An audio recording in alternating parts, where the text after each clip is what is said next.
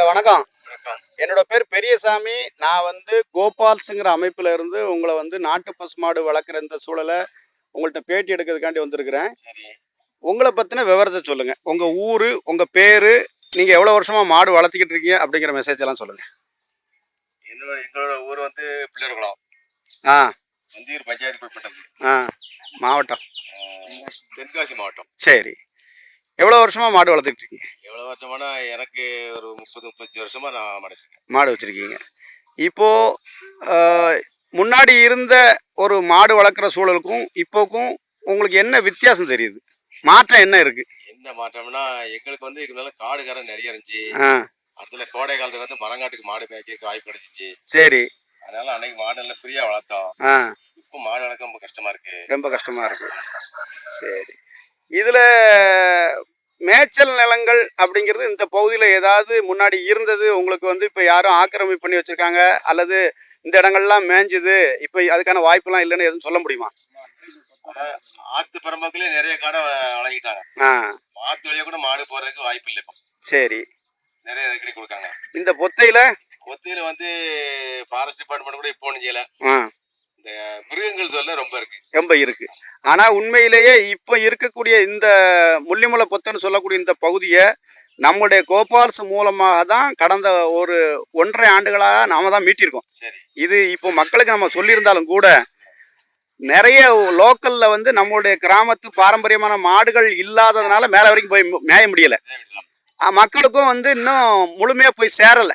நம்ம புள்ளிமலை பொத்தையில மாடு மேய்ச்சிக்கலாங்கிற அந்த விஷயம் அவங்களுக்கு போய் சேரல. ஆனா நீங்க இப்ப மாடு மேய்க்கிறதுக்கு அவங்க தடை ஒண்ணும் பண்ணாததுக்கு காரணம் நம்ம கோபால்ஸ் மூலமா இந்த வேலையை நம்ம பண்ணிருக்கோங்கிறது தான். மீண்டும் நீங்க இதே மாதிரி மாடை மேல மலையில ஏத்திக்கிட்டே இருந்தீங்கன்னா அங்க இருக்கக்கூடிய மிருகங்கள் கொஞ்சம் அப்புறம் குறையறதுக்கு வாய்ப்புகள் இருக்கு. அதனால நீங்க மேய்ங்க. இன்னும் கொஞ்சம் நாள் கழிச்சு நம்ம பகுதியில இருக்கிறவங்களும் அந்த மாடு மேய்க்கிற விஷயத்துல ஆர்வம் நம்ம பொத்தையிலே மேய்ச்சிக்கிறதுக்கு நமக்கு வசதி இருக்குன்னு தெரிஞ்சதுன்னா எல்லாருக்குமே நல்லது.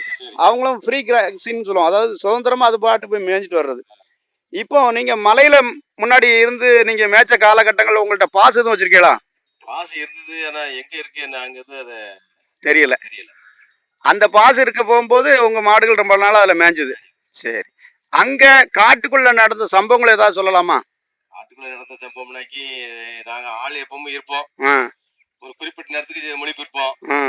சில நேரங்கள்ல மிருகங்கள் மாட்டுல உள்ள விழுந்துருந்தும் செய்யும். விழுந்திருந்தாலும் நாங்க அந்த மாட்டை அந்த நேரத்துல காப்பாத்திருக்கோம். மாட்டை நீங்க காப்பாத்திருக்கீங்க.